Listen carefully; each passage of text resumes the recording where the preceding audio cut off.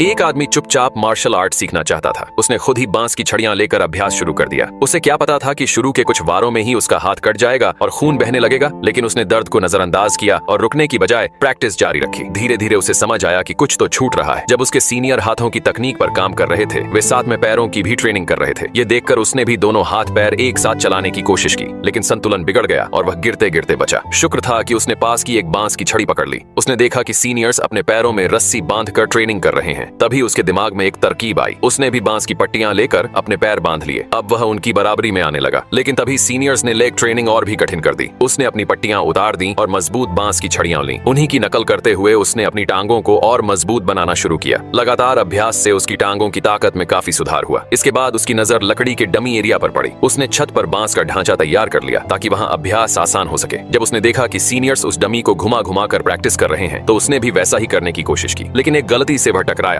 और गिरने ही वाला था कि खुद को संभाल लिया। सीनियर्स ने डमी को और तेज घुमा दिया ताकि उसे चुनौती दी जा सके, लेकिन वह घबराया नहीं। उसने हाथों की चालें ध्यान से देखी और अभ्यास जारी रखा। इसी दौरान मास्टर वहां आ गए, लेकिन उसे इसका अंदाजा तक नहीं था, क्योंकि बांस की छत अभी पूरी नहीं बनी थी। मास्टर ने उसे ट्रेनिंग रूम में आने से मना कर दिया। उस आदमी ने कहा कि उसने जमीन को नहीं छुआ, इसलिए वो तकनीकी रूप से अंदर नहीं आया। मास्टर ने डमी को जोर से मारा। डमी तेजी से घूमी और वह लड़खड़ा गया। दूसरी बार मास्टर ने ऐसा मारा कि वह उड़कर बांस के ढांचे में जा गिरा। मास्टर के जाने के बाद वह फिर से चुपचाप अभ्यास करने लगा। तभी उसने देखा कि एक सीनियर गलती से चोटिल हो गया। वह इतना घबरा गया कि बांस की छड़ी हाथ से छूटते छूटते बची, लेकिन अब तक की ट्रेनिंग ने उसे इतना मजबूत बना दिया था कि वो तुरंत संभल गया। कुछ दिन बाद बांस की छत पूरी हो गई, लेकिन मास्टर ने उसे शिष्य बनाने से साफ मना कर दिया। उन्होंने कहा, छत तोड़ दो और अपने घर लौट जाओ। यह सुनकर वह गुस्से से भर गया। उसे लगा मास्टर ने वादा तोड़ा है तो वह क्यों माने। फिर दोनों के बीच मुकाबला हुआ। इस बार मास्टर की कोई भी चाल उस पर असर नहीं कर सकी। अब वह हर चीज में निपुण हो चुका था। तभी मास्टर ने बताया कि उसने जानबूझकर उसे छत बनाने को कहा था, ताकि वह बिना किसी की नजर में आए मार्शल आर्ट्स सीख सके।